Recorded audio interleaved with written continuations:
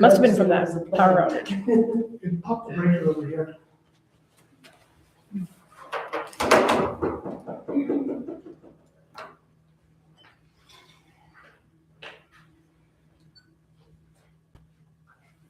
Okay.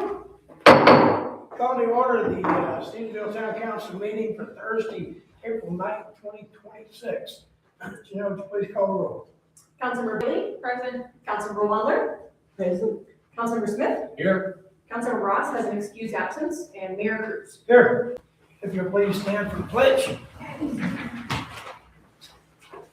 I pledge allegiance to the flag of the United States of America, and to the republic for which it stands, one nation, under God, indivisible, with liberty and justice for all. Thank you. I didn't hear the start. At this time, I'll call for public comments on anything that is not on the agenda and under the jurisdiction of the town council. Ms. Wolf? Yes, hello, good evening, council members and mayor. My name is Marilyn Wolf. I live at 300 Aspen Trail in Creekside Meadows. I'm a former town council member and HOA board member. I'm here to propose an agenda item regarding our water system and 2 failures of the well pumps stopping the system. It happened this past week and several months earlier. Both times, once the pumps started working, the water was milky, murky, with small, tiny bubbles. And if you put it in a clear glass, hold it to the sun, you can see it's just full of bubbles, and it slowly comes up from the bottom, but it raises concerns. The first time, there was white sediment floating on top. I always use a water glass, and so I did again this past week. We pay some of the highest water rates in the state. Last year, I believe, a new SCADA software program was purchased for around $80,000 to regulate the water system and sewer system. Correct me if I'm wrong on that. Does there need to be more training and IT support so our water system doesn't fail again? I believe the public also needs a notice each time. And water requires immediate testing so that we have confidence the water is safe. People need to go to work, take a shower, coffee, get the kids off to school, get to work. And that doesn't happen when you don't have any water. If the pumps are old, should they be replaced? There may be other reasons that this is happening too. But please consider a policy that must be followed other than residents calling in an emergency so that an employee of the town on call can restart the pumps manually. Thank you. Thank you. Any further public comment?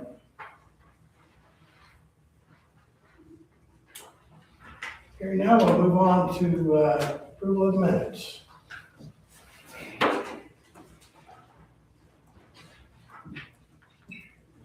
Councilmember Smith. I move to approve the minutes of 3/26/2006, 26, excuse me. Okay, first on the floor to approve the minutes. Your second, Councilmember Wondler, seconds. Okay, is there any questions that you need to have answered on the minutes? No. Okay, is there any public comments on the minutes? Any further council discussion on the minutes? Hearing none, Janelle, please call for the vote. Councilmember Bailey? Aye. Councilmember Wondler? Aye. And Councilmember Smith? Aye. Thank you. Motion passes 3-0. Okay, next item on the agenda is approval of the biweekly claims. Okay, claims in the packet. Councilmember Smith. I move to approve biweekly claims number 20292 through 20326. Okay, motion on the table to approve claims 20292 to down to the bottom of it. to 20326. Is there a second? Okay, motion on the floor has a second. Any questions from the council? Councilmember Bailey. Okay, page 34 of the packet, line item 20325, tall timber climbing for 8,500. And it says draw for pruning and removal of windstorm damaged trees along Church, Buck, and vacant lots. And it looks like it's reimbursed from the disaster fund. I was wondering, when do we expect to see all of that completed, I guess? And maybe that's not something that we can talk about in the claims, but I guess I was just wondering, like, how does that play into our claims? It's a work in progress. Okay. Okay, we have a list of trees that need to be addressed, and we're going through them systematically as we get the money to be able to do. Okay, that's what I was So he's thinking. about 75% complete. Okay, That Yeah, was he the still truth. has some more help. Yeah, okay. it takes a And while. so it's just really waiting for money to come in to pay for that. No, not waiting for money, just waiting for him. Okay, He's, he kind of worked us in on the whole thing, and it takes a long time. It's not something that can just happen overnight, so, okay, yeah, I was just wondering why we're still seeing that, so that makes sense. yes. It's gonna be going on for a while. We got some more trees that we've identified. Roebuck Street, we got one down on Mission the Second, it's gonna have to come down. Okay. Councilmember Smith. Gina may have just said this and I didn't hear. Is this being taken care of by insurance? So It no, says that it was a it's- wind damage. Yes, it was the disaster money from the DEQ, from DNRC actually, that is going to be sending us the reimbursement for that, minus, we did the 2 mil levy. And so anything that the mill levy doesn't cover and our insurance doesn't cover, then we'll get reimbursed from the state. Thank you. Yeah, you're welcome. Any further discussion on the claims? Any public comment on the claims? Okay, Molly? Couple real quick, easy questions. On Northwest Energy 20318. You go down and you see the fire department at 50% for 26810. And the second one is 5%. Are we paying 50% or are we paying 5%? Gina? 20318. Yeah. Yeah, those were just the percentages that we allocated for the electricity. So do we, It hasn't changed. do we do 5% or 50%? Which one are you looking at? I The didn't- fire department for $268. One line says 50%, the other line says fire department 5%. Oh, I see. Oh, that might be a typo. Yeah, I assume that's probably what it was. Yeah, that's probably a typo. We can look at that. Okay, and then we go down and we look at, it's 421 is what it is, and it is, I believe, on the next page. And it is, the SRE, and we split that with the airport at $70.45 a month. Is that what the airport's running us? Where is the- 421 is the number it starts with. It's kind of, it was a different line. Is that, it's still Northwestern Energy, right? Yeah, Let's see. but it shows it as a split, and I'm assuming that's what it was for last month. The SRE building, yes, so that's 50%, you 50%. Airport at $70 each, roughly. Yes. So it was $140 to keep the heat on in there over last month. Yeah, and it depends on the electricity. I Mhm. mean, it changes every month. Okay, and then, one That's more. electricity and gas, right? Because it's Northwest Energy. Yeah, Yes, Okay. electricity. power and gas from heat, light. Then we go down and it is, 208 Buck Street. It's $149, and this is for the, fire department addition. That's for the, that's good. Yeah, for the addition, for the new, are we putting that in the district, those power bills? Or are we paying a power bill? They actually paid us, I think, the rural fire district. Yeah. I think they gave us $1,000 that we applied to that. Okay. Yeah. Okay, so So I that's just want to make sure that we were giving Yeah, We that, just cost shared on that. yeah, they actually said they would give us $1,000 to cover that because it's not in the contract. So, yeah. All right, and then, there's a claim in here for $20, it's 20319, for paint paddles for $20. 20319. Yeah, I'd just like to offer the town free paint paddles anytime you need them.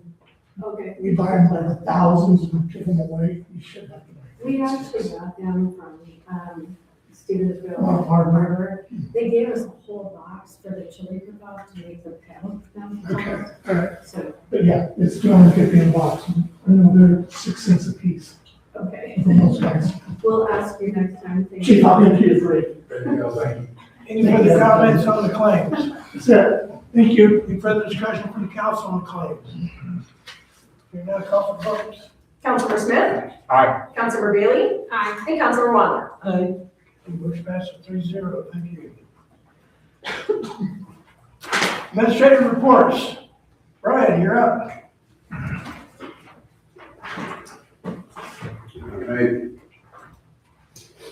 All right, under maintenance, kind of update on the lighting failure. So the lights have been repaired themselves. So that the pilot control lighting controller or receiver, sorry, was repaired back in March and reinstalled and tested, and so those are all back operational now. The PAPI, those repairs are taking place. I should have those wrapped up here in the next week. They're just a little time consuming to redo all those splices. Fuel farm project is progressing well. The electrician's back on site this week, getting everything prepped for the tank arrival, which is next week. Should be here probably Wednesday or Thursday of next week. So that'll be kind of the big crowning piece to that, and then we'll get it all piped and commissioned and started up. So we got a few more weeks left on it, but we're getting close to the end. Fuel sales, March was pretty good actually. Saw 722 gallons for a total of $3,569. Let's see, upcoming stuff, Missoula Skydiving's 2026 season officially opens next week. So that'll be the start of noise complaints, which we do get a few every week, just about. It's just unfortunately so we fall under Spokane's approach control, and Spokane's given us a pretty small little slice of the sky for them to work in, and it puts them over people's homes, and they get irritated by the constant sound of the plane. So I work with them. We try to move things around a little bit. We're working with Salt Lake City approach because the south side of the airport actually falls all under Salt Lake City approach control. So they've been a little less willing to give us a piece of the sky, but we're getting closer. So at least maybe we can alternate a little bit and kind of ease some of that impact that some of those neighbors are experiencing. And then spring cleanup. We are planning a spring cleanup at the end of this month. Take care of a number of little maintenance items, just repairs to the fences and gates and various things, as well as getting kind of that first mow in, et cetera. So we'll be serving lunch, et cetera. But those dates, we're planning April 25th with a backup of May 2nd. Already kind of hear that we may have to push that back a week, so go May 2nd with a backup of the 9th, but I'll let everybody know in case anybody wants to stop by and say hi. That's about all I got. Any questions from council to Brian? Yes. Good.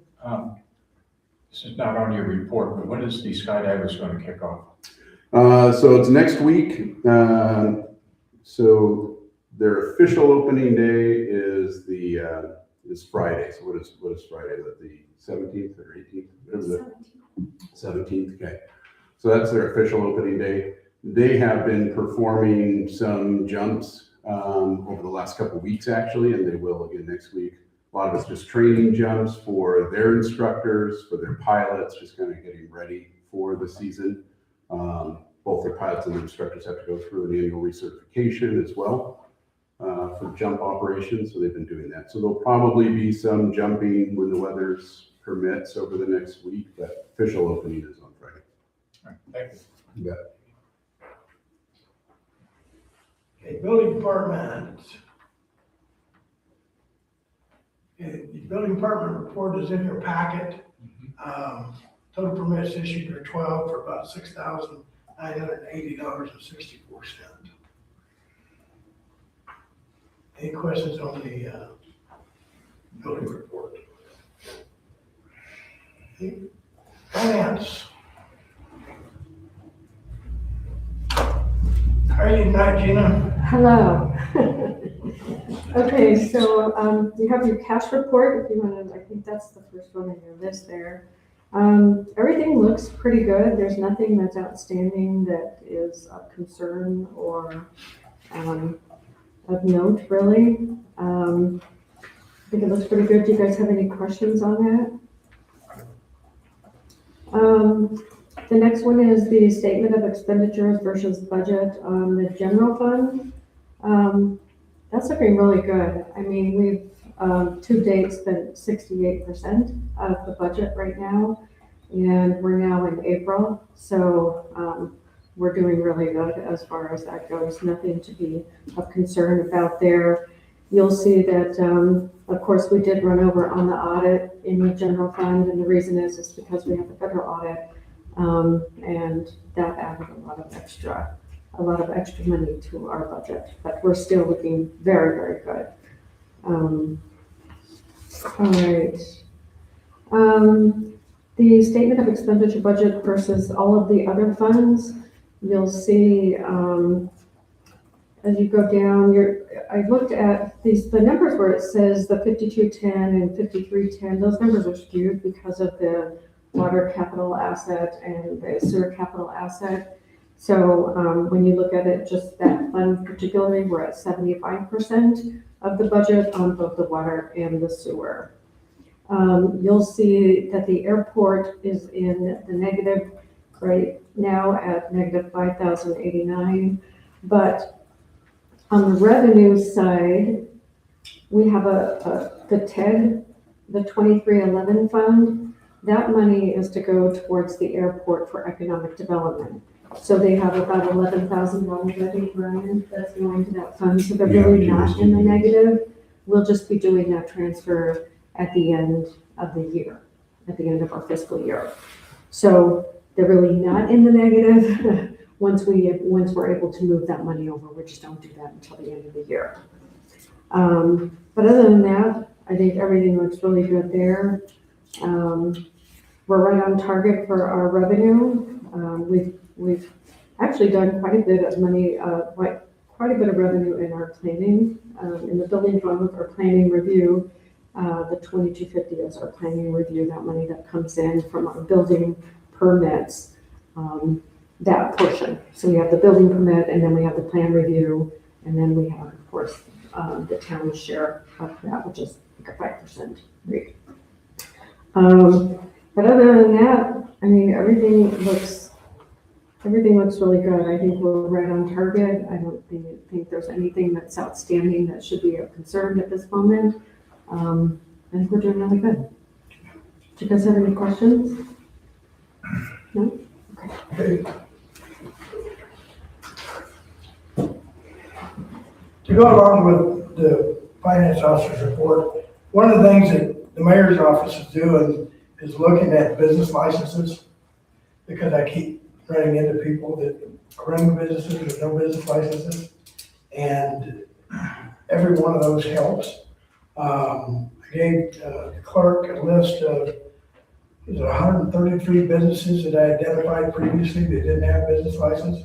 So we're going back and looking at those and see who does and who does not. And when I find one that doesn't have a business license, I do contact the business and, gently let them know that, we do have a requirement to have a business license.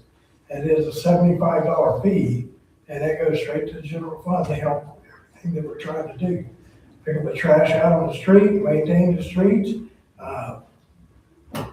pay for your police, pay for your fire department, everything. So that's what those business license fees really go for. So, and not everybody is very receptive to those business licenses. Some of them don't like it, but it's a beast that we have to deal with. So did you have a chance to look at any of those today, Janelle? Yes, and then another 34 brick and mortar stores in town were given their final notices today as well. Good. We'll see some of that trickling probably over the next few days. The $75 fee, is that the application fee for a business license? That's the Or is that a fee for not having a business That's license? the application fee. Okay, and it's an annual renewal? It is an annual. And the airport is still $250. $250, yeah. And it runs fiscal year to fiscal year. Okay, Councilmember Smith? Did this include the Airbnbs that are in town? Not yet. I've been identified some, they're on my list, that we need to look at. Mhm. Yes, Councilmember Wonder? Is there a penalty fee if they don't pay? There could be, there could be. Since we passed the business license ordinance, I think it was in 2013, I don't think anybody's ever been prosecuted for not having a business license. We try to do this diplomatically, go around, let people know that, hey, you're supposed to have a business license. And if you don't, please come in and get one. I ran into a little lawn care cutting business today that they've been in business for a while here in town. And I stopped and shot the breeze with him, and he agreed to come in and get a business license. In fact, he actually called in today to let us know he would be coming in. And some of the new businesses on Main Street don't necessarily have a business license, so I stopped in at one of those today. So, Does this include, say, lawn mowing? High school kid has a little business of mowing lawns and. yeah, actually it does. Okay. Even my little tricycle business, we have a business license. And that's $75 also. That's a lot of lawns for a little kid. It is. If the kid's doing it professionally, you know, like I know a young man down in Hamilton, he bought a pickup truck, he got a trailer, he's got a zero-turn lawnmower, he's got all the equipment, and he paid for his pickup truck by cutting grass last summer. And he is doing it again this summer. So he's in business. My son used to, and he never had a bill when I was in work. And the business license didn't come about in Stevensville until about 2013 or 2014. I remember when we enacted it. Some businesses, sole proprietorships, can be run without a business license, but if you want to get the business discount, a lot of the wholesalers require you to have a business license. And that's what promulgated getting a business license in Stevensville. I was a sole proprietor when I first moved up here. We didn't have a business license requirement, but I had to buy equipment from companies all over the United States. And to get the commercial price break, I had to get a business license. So they created one for me to give me a business license. And then it took off from there. I guess I'm the bad guy. So. Any further comment or question on the finances? Any public comment? Anybody want to weigh in? Yes, Marilyn. I'm back on that same issue. If you have someone cutting your grass that lives outside of Stevensville, but they come into Stevensville to cut your grass, are they subject to that business? Okay. Yes, sir. All right. Guess I have to ask. Okay. Fire department. Monthly report is in the packet. Last month, March, we had 45 requests for service. You can see medical outweighs everything all the time. 35 medical responses, 7 fire calls, and 3 motor vehicle crashes. So when you guys are looking at the report in the packet, and we break down our calls by town and rural district. But it's also important to know that every time we go to a rural district call, that's a mutual aid given. So we're giving them our mutual aid as we're responding to their district. And when they come to town, they're giving us their mutual aid. So really, we're switching back and forth mutual aid on all the calls. But we don't track it as mutual aid. We track mutual aid, just see the mutual aid line of 3. That's if we go to one of our neighboring departments. Because again, there's 2 Stevensville fire departments, the district and the town. We train and work and respond as one department, but we really are 2 separate entities. And so we just track them as town and rural, and then we track our neighbors as mutual aid calls. So that's kind of a little explanation of how that all works out in the reports. Glad to announce tonight that we have 3 brand new volunteers. They'll be coming to council on the next council meeting. So we have that coming up, which is really nice to have in town. We do have some pretty significant repairs coming in this budget cycle, some valve replacement repair things. We do have the budgeted money for that, so it shouldn't be an issue. We'll get those taken care of. And we should be ready for budget process coming forward. So all in all, we're doing well. Okay, any questions for the council, to the chief? Thank you. Okay, thank you. Which report, please? Good evening. Good evening. Any questions? Nah, I'm just kidding. Perfect. Looks like we're busy this month. Had a busy day. So for the month, and you should have this in your packet, and you can follow along. For the month of March, we had 77 calls for service. Like the fire department, we've been pretty busy. We did make 3 arrests, 1 adult and 2 juvenile in the month of March. Issued 7 traffic citations. Actually stopped 5 cars. So what that means is 1 or 2 of the vehicles actually got 2 citations or multiple. And then we had 3 traffic accidents.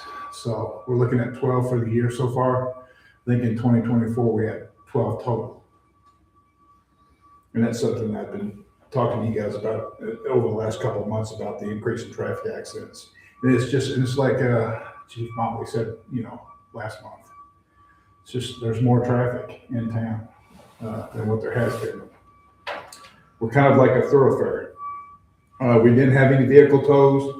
The big 3, or the deadly 3, I say, we're still goose eggs on those. We did have 5 thefts. 3 of those thefts were gas drive-offs. 2 of them have been, we're working on the 3rd. So, assaults, PFMAs, we had 2 of those as well. Both of those were adjudicated. 1 sex crime, 1 fraud case, 9 threats or intimidations, and even / harassment. You can include that in that topic as well. We just combine those categories. And typically those are resolved through miscellaneous reports or some type of mediation. We had 1 suspicious activity call, 3 disturbances, 1 unattended death. I think there shows 0 in that, but we did have 1 unattended death in March. 2 welfare checks, and then 1 lost and found property was recovered and placed into proper evidence with the police department. And then the burglar alarms and / 911 hangups. Those are typically banks in the morning. And so we were able to mediate those as well. And then 1 victim notification. Officer Otis Ball graduates from the academy. He's on the downhill swing now. He graduates April 21st, which will be a Tuesday. So we're looking forward to that. Now get a little more rest at least. And the chief and I both are going to attend the graduation. That's correct, yes. So we're looking forward to that. He's done well by all counts. It's been an easy course for him, so, and I expected that, so. Any questions as it relates to the report? Councilmember Smith. kind of a real big increase on threats and intimidation. Would you have something going on or? Yeah, like 3 of them, for example, stem from the school. You know, a fight out in the schoolyard or something like that. And so we include Sergeant Franklin's calls for service at the school as the school resource officer.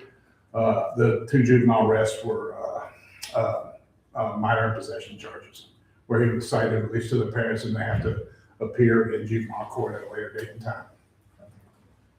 So yeah, a lot of these are, and of that 77, looks like 7 of them were self-initiated, meaning officer self-initiated the call for service. So. Thank you. Any other?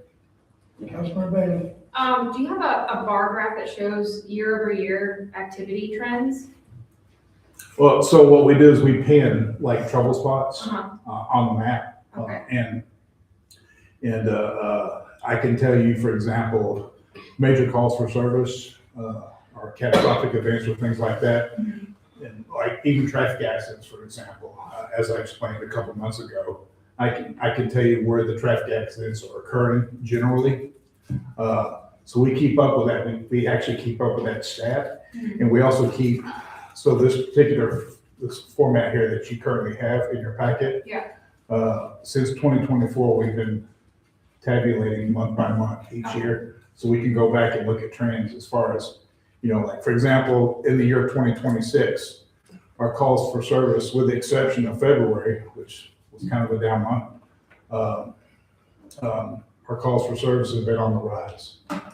So, Okay. and you know, and you look at citations issued, number of arrests, and things like that. So, but you also look at thefts, crimes, PFMAs, things of that nature, and you can compare relatively from previous years to see what direction we're going, whether we're trending upward or downward.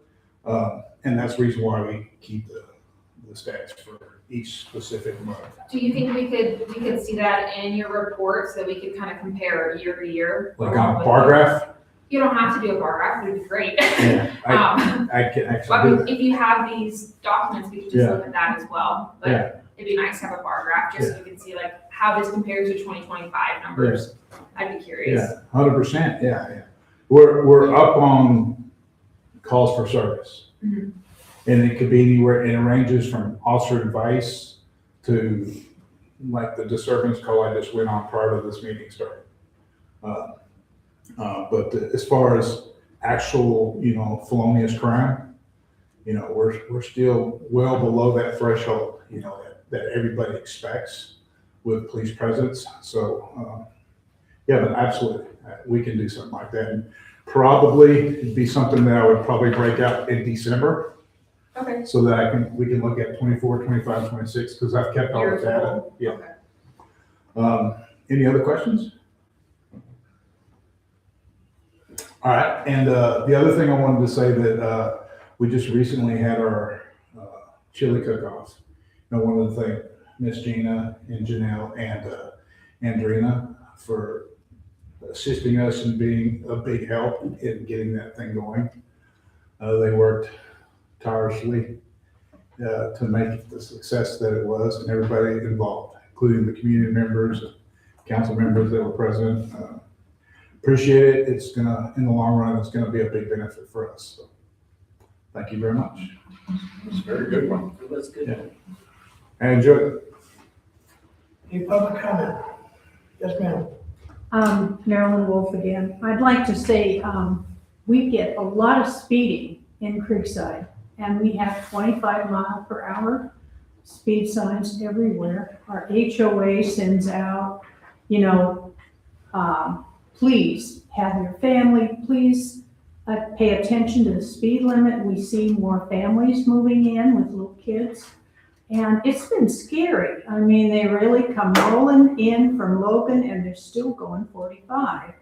And I think you could do a lot of speed tickets in there, really. You can park right by my house and you could have a bunch of tickets you could hand out. And a lot of the delivery, Amazon trucks, boy, they're almost like two-wheeling around the corner.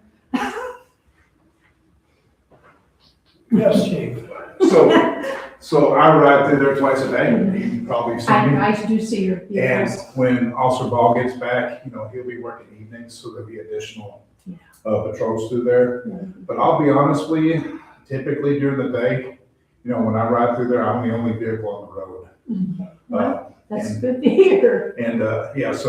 But we do keep an eye on that. So. Well, thank you. And a lot of people don't realize we're in the city. I think that's part of the reason. They just think we made up our own speed limit. They don't realize we're annexed in the city. But we're on top of it. Okay, thank you. Your area is not the only one that sees the increased speed. Okay, College is my favorite. Okay, there's a 15-mile-an-hour speed zone from 7th Street to 11th Street. And people come down there like, I've seen them do 40 mile an hour down through there. And sometimes you might even hear the old mayor out there yelling at them, okay, because it don't work. They may throw my arms up, what are you doing? And people take offense to that, but they do slow down, and it is the season for the little kids.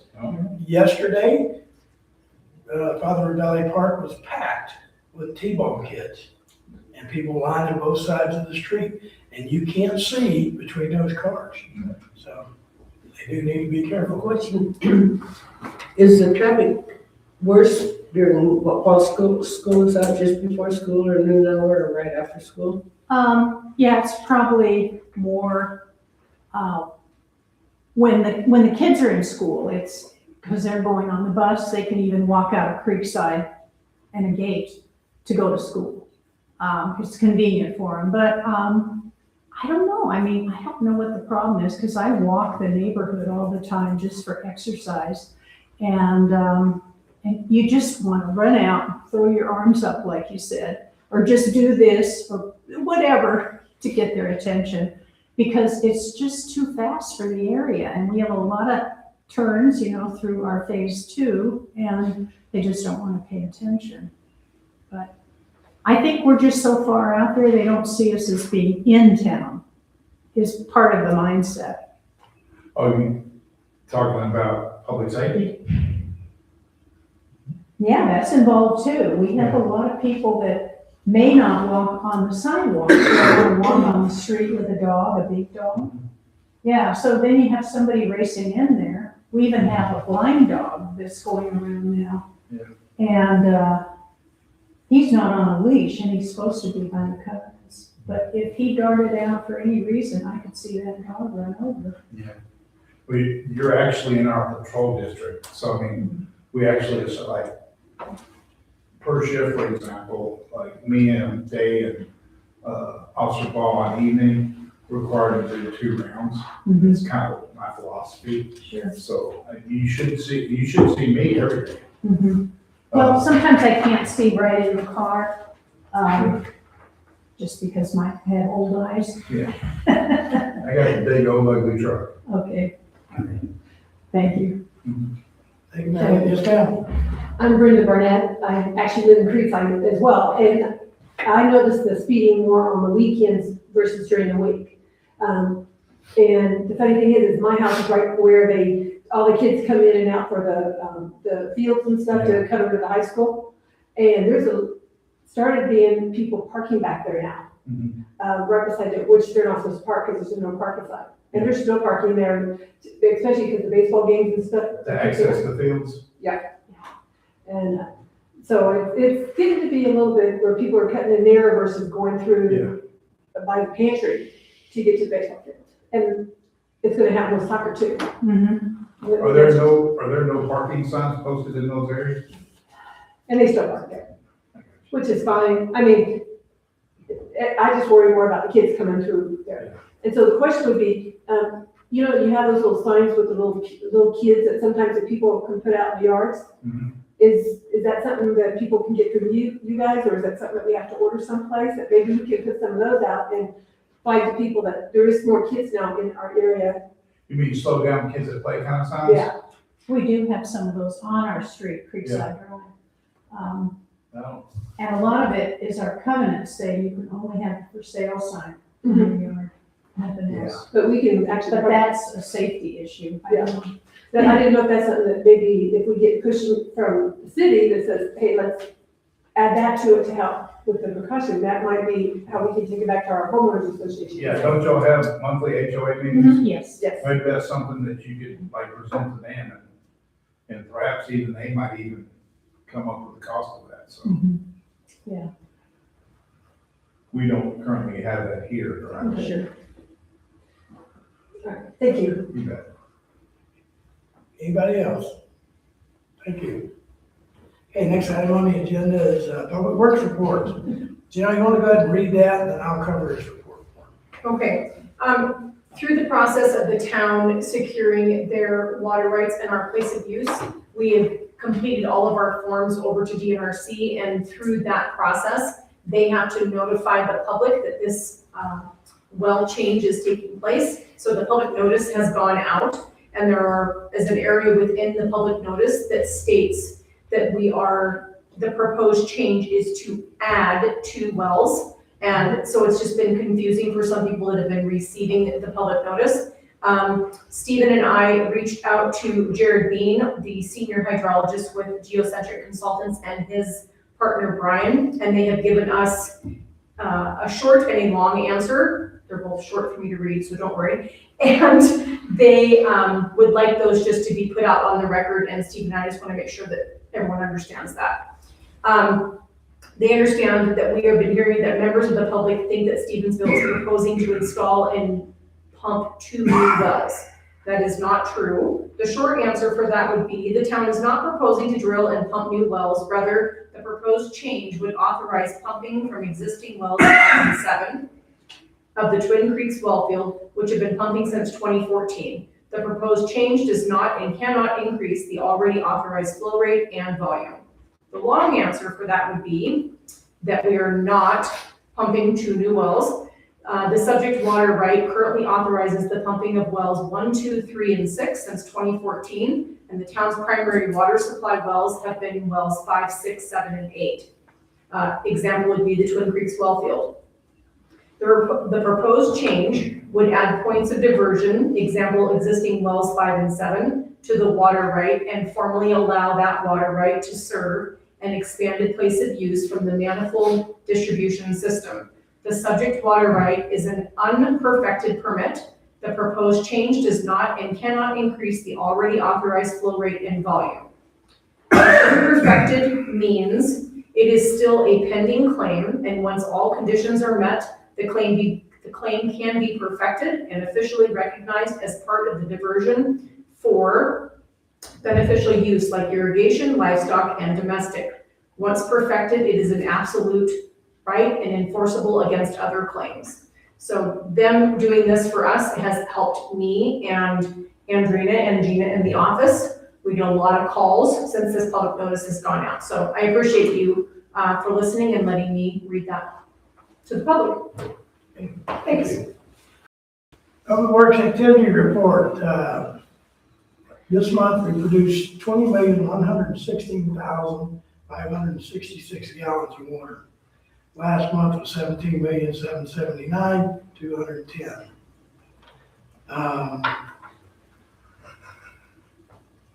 He's got some basic reports that he's been submitting to the state and working on the monthly meter readings. We treated 7,492,042 gallons of water this month. Last month was 5,070,629.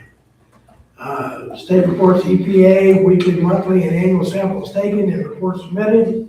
Satisfied permit reporting, testing regulatory requirements, running sludge press, and by the way, Steve did go to take his sewer test, and we're just waiting on results. Doing meter reads, billing cycle, daily road grid inspection, street maintenance, pothole, sign installation and replacement. And one thing I need to let Steve know is there's a new product out called Patch Pal. It comes from South Africa, and it's a special little patch that you just drop these in a manhole or in a pothole, and public drives over them and just smooths them out. We'll see if we can get some over here and try them out. They're made in South Africa. Water and wastewater plant rounds. So they're maintaining the system, doing preventive maintenance at the wastewater treatment plant buildings, doing some vehicle maintenance, downtown risk management inspections, continued storm damage tree removal and pruning. I don't know if you noticed, but over on 3rd Street around the park, a bunch of trees got trimmed around there too. We sold 2 old trucks, so we recovered some of that money, put it back in the fund. We explored signage at River Park, and we do have some new signs, right, you know? We do. Very nice looking signs. I mean, sign at, Lewis and Clark Park when you first drive in off to your left. We pumped chlorine in the well house, marked some graves at Riverside for monuments, doing some grading and leveling at Riverside. We did have emergency call out for sewer backup. It started over on the west side of 6th Street at our friend Mike's house. I got a call. I came out and stayed with the guys until about 11:30 on it, make sure everything was going okay. Got to see some of our equipment in action, and it worked real well. Guys did a good job. We installed 2 new cell meters, ordered new street signs to replace missing ones. We've had some signs where somebody decides they want them, like 9th Street and College.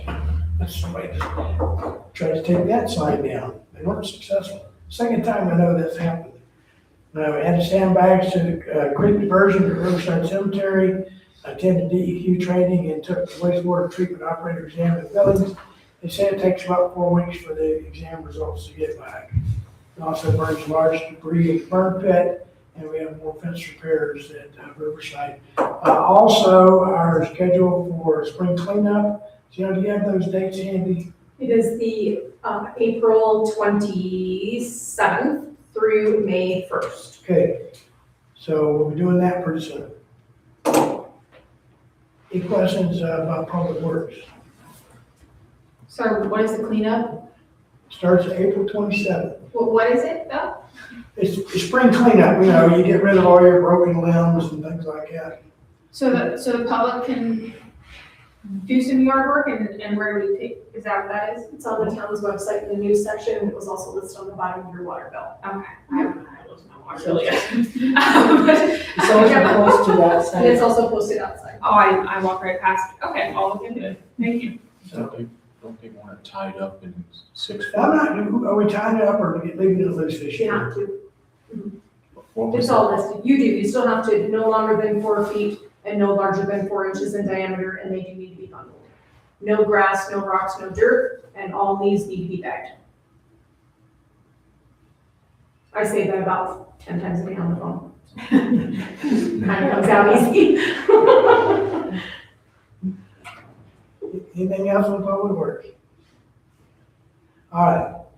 Next item of business is discussion decision, resolution number 584, a resolution of the town of Stevensville, town council designating authorized signers for municipal bank accounts and adopting a bank account signatory and disbursement policy. We'll go ahead and read the resolution into the record. Whereas section 764301 Montana Code annotated requires that establishment of certain procedures and internal controls to ensure the public funds are lawfully dispersed. Whereas the town of Stevensville is required to safeguard public funds and ensure proper internal controls over municipal financial transactions. And whereas the town of Stevensville requires the proper control and accounting of all public funds. Whereas the town of Stevensville requires claims against the municipality to be reviewed and approved prior to payment. Whereas the town council finds it necessary to formally designate authorized signers and adopt a policy governing municipal disbursements and internal controls. Now therefore be it resolved by the town council of the town of Stevensville adopts Exhibit A, bank account signatory and disbursement policy. Further, be it further resolved that the adoption of this policy repeals any previous resolutions or policies pertaining to bank account signatory and disbursements and is effective upon adoption. Passed and adopted dated this 9th day of April 2026 after motion and second at a regularly scheduled council meeting. I'm not gonna read the entire policy into the record. I presume council's had a chance to review it. Basically, what we have to do, there's a couple of things. It requires 2 signatures on the checking account. Generally, if you only have a clerk who's also the treasurer, then it's the clerk, treasurer, and mayor. But because we have a clerk and a treasurer, it's the treasurer and the mayor signs the checks. But if there's a disability on the mayor's part where he is not available, then the council president has to step in and take the seat of the mayor until the mayor can come back. So the council president needs to be on, and needs to have the ability to sign the checks. Same thing, if the treasurer is not here, we need to have either the council president and mayor, assistant finance officer, or treasurer. So we have 4 people that will be on this, that can do this. So as long as it's one of the 2 treasurers, one of the 2 executive signatories, then we're okay. And what this does, this allows the continuity. It's something that we used to have a long time ago. Not sure why not sure what happened, but we're going back to it. It's a safe and easy way of doing this business. And Gina, correct me if I'm wrong, the bank needs to know who the signatories are, correct? Yes, so tonight, if this passes, then I need to take this to the bank, and then they'll say, okay, Melissa, you'll have to go in, Robert, you'll have to go in, and get signed up. And they do document everything. Yes. It's still on page 2 under office. Yeah, I just did it on this page, yeah. Okay, so you'll need to come in, You've already, yeah, okay. I'm aware. Councilmember Bailey. I think we kind of just answered my question, but in Exhibit A, the policy, it does list all of our names, and I'm assuming that's for the purpose of getting signed on with the bank. I was just curious, like, if someone leaves their current position, how does this policy get changed? Like, obviously, come back to the council, but like, does it cost the town money to change this policy, or? It doesn't, so there's no financial impact, just really. No. So let's say if I leave and somebody else comes in, then they'll bring this back forth to the council. If they go to the bank, they'll take me off and put somebody else on. Okay. So, yeah, there's no cost to it. Beautiful, thank you. Back in the old days, they had to have the council minutes, showing who was Sure. the mayor, who was the council president, that sort of stuff. Okay. But they won't do it without council approval. Yeah, no, The that bank makes won't do sense. it without council approval. I was just thinking logistically, if it was easier, if we didn't list names and rather just listed roles, but it doesn't sound like it's really that hard to change anyway, so. I asked them about that, I asked them about that, but they said it's best because somebody could go in and go, I'm council president, Yeah. So it's best to have the name like that. So Okay. that's the reason. Yes, Karen, what do you? Are all the people who are authorized to do this licensed? Are they what? What do they call it? Bonded. Bonded. We're bonded, of course. Yes, we're bonded, yes.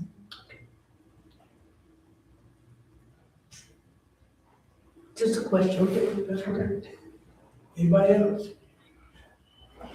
Any public comment? You better have a motion. No? No? No, the way we're doing this now is we present the item, then you're allowed to ask questions. Okay, once you get through asking questions, then we go public comment, then a motion, debate, vote. Marilyn? Since your purpose is to secure public funds, my question is not in there, but it's very important. And that's the FDIC, or I think it's the NICU with credit unions.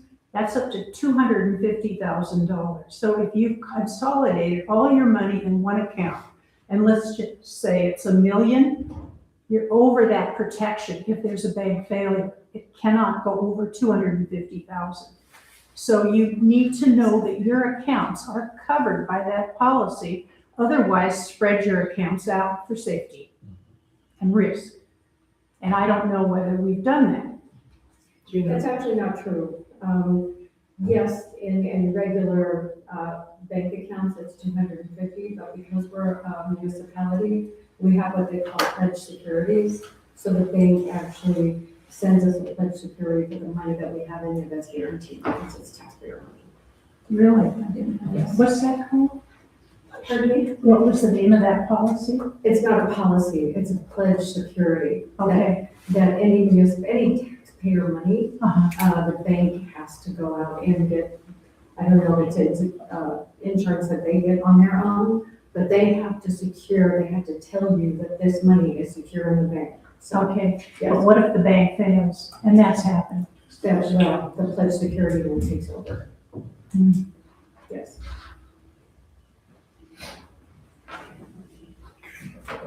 Any further So the public money is comment? secure. The money in the bank is secure. Yeah, and the primary purpose of this is to prevent unauthorized people from signing checks. Yeah, That's the whole purpose behind this. And to authorize the appropriate people to sign the checks. Because we have to have two signers on the checks. Yes, One person can't just. That's right. Yeah. gotta have two signers. And that's actually in our town ordinance. That is in the ordinance, yes ma'am.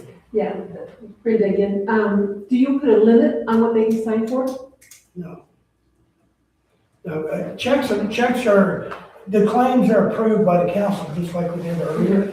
And those are the amounts that the checks will be written for, or, what do you call that, ACH? Yeah, so there's no claim or no invoice or bill that's ever paid without council approval, ever. That's never happened under me, I can tell you that right now.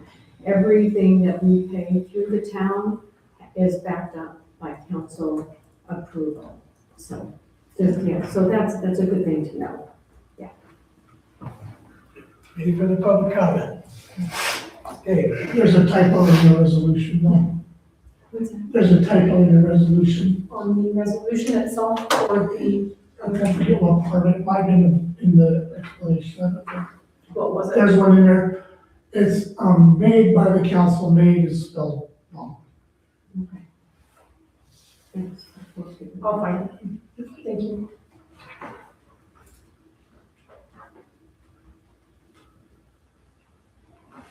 It's just a key slip. It was copied from the town's attorney, so we'll see who wrote it. okay. Thank you, Jeff.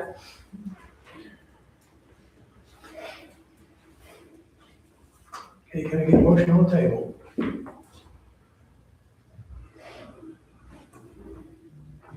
Councilmember Smith. I move to adopt resolution number 584, a resolution of Stevensville Town Council designating authorized signers for municipal bank accounts and adopting a bank account signatory and disbursement policy. Okay, is there a second? I'll second the motion. Okay, motion second by Councilmember Wander. So the motion on the floor is to adopt resolution number 584, a resolution of the Stevensville Town Council designating authorized signers for municipal bank accounts and adopting the bank account signatory and disbursement policy. Any council discussion? Call for the vote. Councilmember Bailey? Aye. Councilmember Smith? Aye. And Councilmember Wander? Aye. Thank you. Next item on the agenda, discussion decision, resolution 586, a resolution accepting donated funds from the town of Stevensville Police Department. Whereas the Stevensville Reserve Police Officers Association donated funds in the amount of $10,000.00, and whereas acceptance of these funds will allow the Stevensville Police Department to address operational priorities without impacting or reducing the town's previously approved general fund budget allocations. Now therefore be it resolved by the town council of the town of Stevensville, Montana, that the town hereby accepts the donated funds in the amount of $10,000 from the Stevensville Reserve Police Officers Association. And be it further resolved that said funds shall be used by the Stevensville Police Department for police department equipment. And be it further resolved The expenditure of these funds shall be at the sole discretion of the police chief for the benefit of the Stevensville Police Department and furtherance of its operational readiness and equipment needs. Dated 9th day of April 2026, after motion of second at a regular meeting of the Stevensville Town Council. So this was from last year's chili cook-off. Okay, there was a amount of money that was raised, and at that time, the Reserve Police Officers Association donated this $10,000 to the police department. That's what this is about. They can't just take funds, it has to be accepted by council and its purpose designated. Any questions from the council? Councilmember Smith? I originally had a few questions about this particular resolution about, the reserve officers, but I had a meeting with Chief Bowe, and by the time we were done, it's very well explained and everything's very secure. Okay. Any public comment? Okay, can I get a motion on the table? Councilmember Bailey? I motion we approve resolution number 586, a resolution accepting donated funds for the town of Stevensville Police Department. Okay, got a first, is there a second? Second motion. Okay, Councilmember Wander seconds. So the motion's on the floor to approve, accept resolution number 586, a resolution accepting donated funds for the town of Stevensville Police Department. The council discussion. Okay, Janelle, would you please call for the vote? Councilor Wondler, Aye. Councilor Smith, Aye. and Councilor Bailey.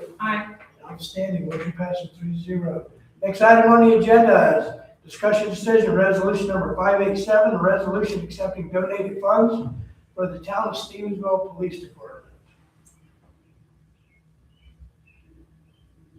A resolution accepting donated funds for the town of Stevensville Police Department, whereas the Stevensville Police Department 4th Annual Chili Cook-Off and Fundraiser raised funds in the amount of $19,018.44. And whereas acceptance of these funds will allow the Stevensville Police Department to address operational priorities without impacting or reducing the town's previously approved general fund budget allocations. Now, therefore, be it resolved by the Town Council of the Town of Stevensville, Montana, that the town hereby accepts the monies raised in the amount of $19,018.44 from the Stevensville Police Department 4th Annual Chili Cook-Off and Cook-Off and Fundraiser. Be it further resolved that said funds shall be used by the Stevensville Police Department for the police department equipment, and be it further resolved that expenditures of these funds shall be at the sole discretion of the police chief for the benefit of the Stevensville Police Department and in furtherance of its operational readiness and equipment needs, dated 9th day of April 2026, after motion second at a regular meeting of the Stevensville Town Council. Chief, you got anything to say about this? Pretty clear cut. Looking forward to approval. It took a lot of work to put this chili cook-off together. It wasn't just one person. As Chief elaborated further, the clerk, the treasurer. Town hall was real big. They were real instrumental in getting everything going forward. American Legion, Stevensville Civic Club, community businesses, community members, my guys, and members of the fire department were also on hand to assist. So it's kind of a community effort. Had some good pies and baked goods too. Oh, yeah, absolutely, yes. It was truly a community effort. Okay. So, yeah, I'm very appreciative of that. Hopefully this is something that gets bigger and bigger every year.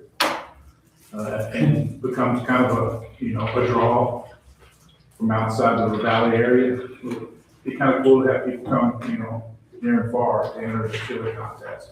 It's kind of what we're trying to build it up to. So, pretty cool thing. Any questions by council? How is this different than the last resolution where we accepted the money from Well, that money came from the Reserve Association last year? from last year. This money comes from the chili cook-off this year. It's kind of what I figured out. Will there be more coming from them this year? Maybe, that was just, That's it. What I'm glad we did so good. was the question? The question is, will there be more money coming from the Reserve Association? No, ma'am. But we will have more, like, we plan on having a golf tournament Oh, later down the road in the summers. Any further council comment or question? Public comment? Okay, can I get a motion on the floor? Councilmember Wander. I move that we pass the resolution 587, a resolution accepting donated funds for the town of Stevensville Police Department. Okay, first on the floor, is there a second? Second. Okay, motion on the floor to approve resolution number 587, a resolution accepting donated funds for the town of Stevensville Police Department. Any further discussion by the council? Gina, would you please call for the vote? Councilmember Bailey? Aye. Councilmember Wondler? Aye. And Councilmember Smith? Aye. Forget your Got tables. Okay, excellent. Next item on the agenda is discussion decision approval of change order number 1 between the town of Stevensville and HDR Engineering. There's a letter from HDR, I'll go ahead and read that into the record. Read SCADA improvements change orders. Mayor Cruz, Neely Electric has submitted 3 change orders. Change order requests for additional time and materials spent on the water system SCADA improvements projects. We reviewed these requests and recommended that only one of them is approved as amended. The summary of each request is as follows. Change order number 1, the computer hardware listed in change order 1 is, I'm sorry, that doesn't mean change order. COE 1, the computer hardware listed in COE 1 is included in the project specification section 406205, computer system hardware and ancillaries. Paragraph 2.3, operator computer workstation. We do not believe that this is justifiable request. I recommend that the town not approve this change order. COE 2, the software listed in COE 2 is included in specification section 406813, process control HMI software. We do not believe that this is justifiable request and recommend the town not approve this change order. COE 3, this change order request is for additional hardware components required for the SCADA panels at the time to install the additional components. With the modifications shown, we believe this is justifiable request and recommend this change order is approved as amended in change order 1. The cost associated with change order 1 will be included in the project contingency allowance line item and not result in an increase in the total project cost. Please let me know if you have any questions or require additional information. So you scroll down to the change order and the descriptions, additional telemetry panel hardware components to achieve the required functions and labor time associated with additions. The additional cost, $5,789.16, will be included in the project line item 8, contingency allowance, and will not increase the total project budget. Then we go further down and it lists everything that we're paying for.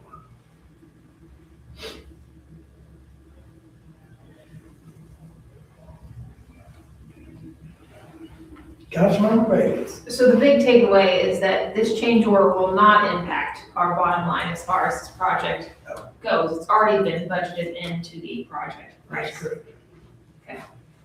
Basically talking about a 10-day extension, Work's already, 20-day. work's already done. Not a 10-day extension. This is part of the ARPA project. And within that project, sometimes they have to, when they get in there and they start working on things, they're like, okay, we've got to do this, and so they have to put in a change order. It's not increasing the budget, it's not spending more money than the budget is that we have allocated. It's within that budget, and that $5,700 is within that contingency money. So the town's not spending any more money. It's not any more cost to the town. It's just all part of, like, when you do a project, things change and you have to kind of roll with the changes to make things work. So, yeah, that's what that's all about. That's great, thank you. Mhm. Public comment? Could I have a motion, please? Councilmember Bailey. I motion we approve the approval of change order number 1 between the town of Stevensville and HDR Engineering. Okay, is there a second? Councilmember Wander, okay. So the motion on the floor to approve change order number 1. Any further council discussion? Janelle, please call for the vote. Councilmember Smith? Aye. Councilmember Waller? Aye. And Councilmember Bailey? Aye. Outstanding, thank you. Board reports. No board reports? Town council comments. Councilmember Smith. I just want to reiterate again what Chief Bo and the chili cook-off was really fantastic this year. And also want to state, I learned a lesson that if you're on the silent auction and you put your name down to try to get it up, you might end up being stuck with stuff.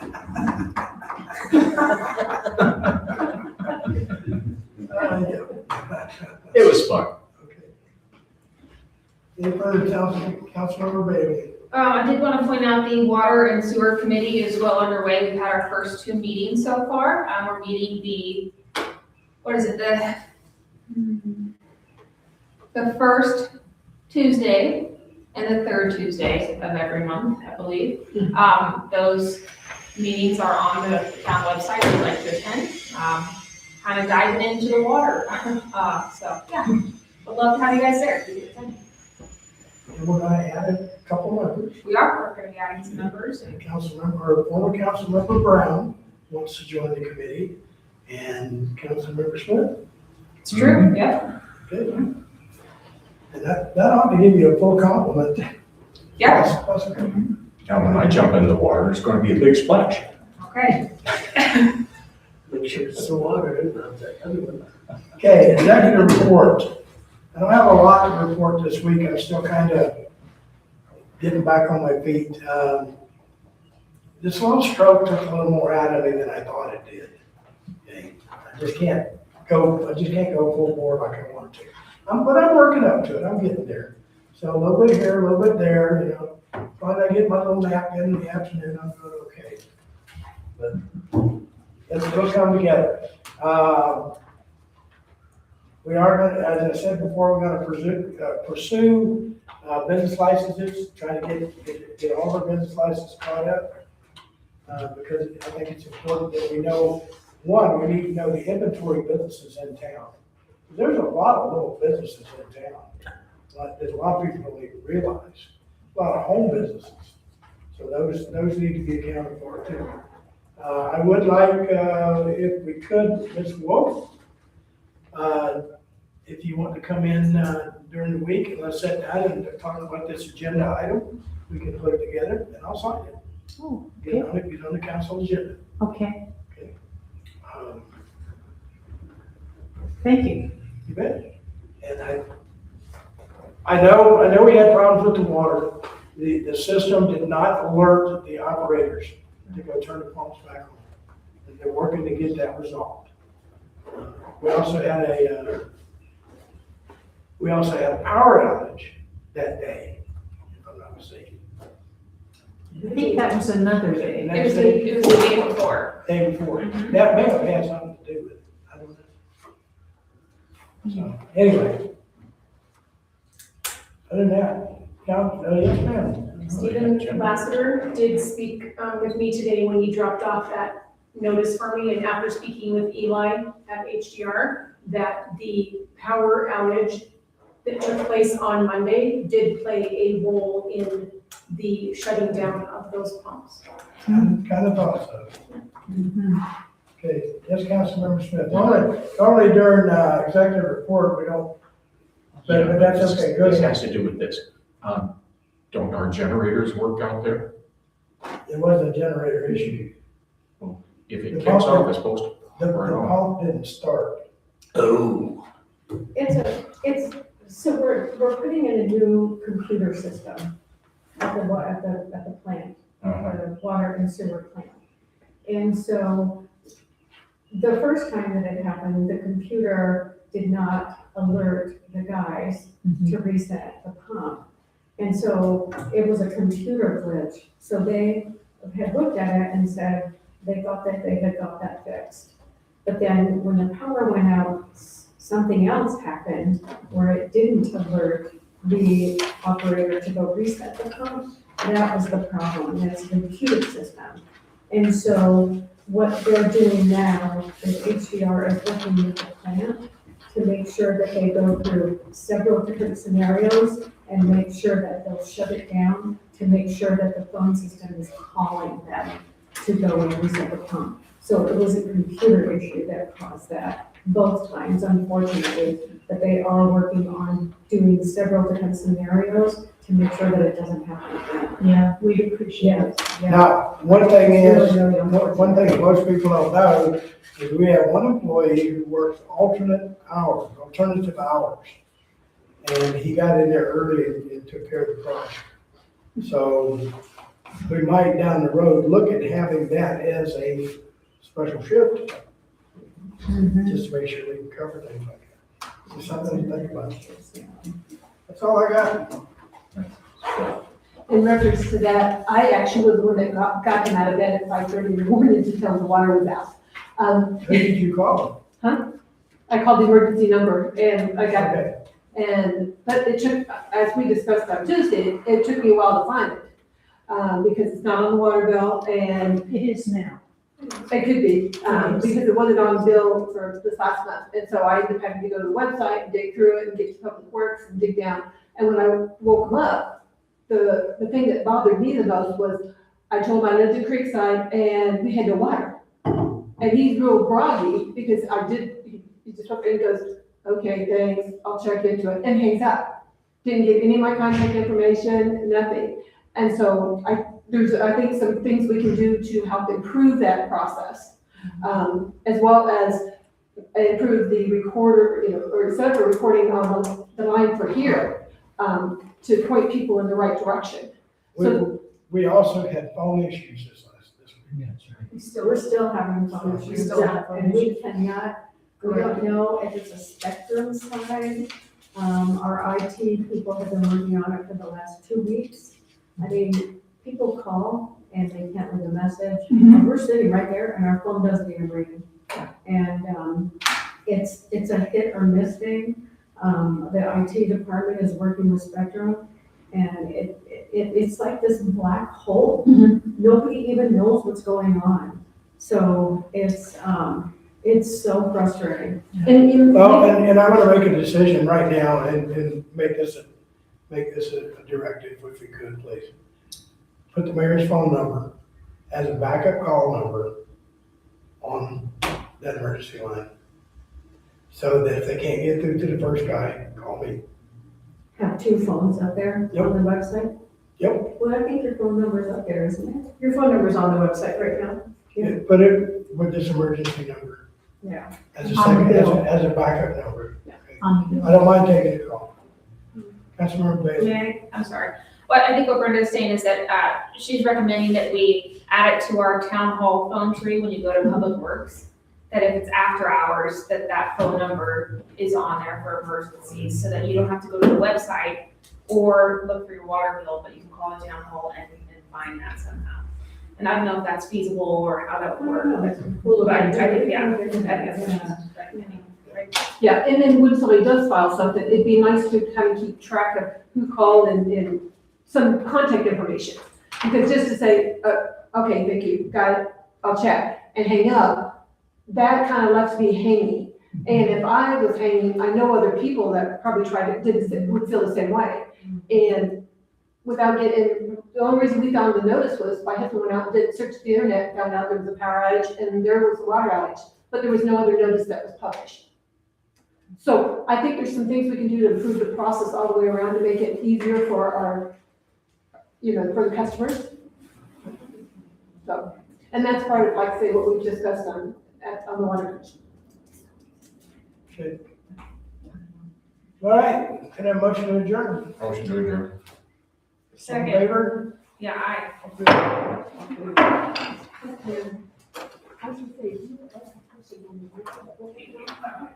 Feel free to. Am I okay to use this? Oh, yeah, I'm not sure what part of What time do you need?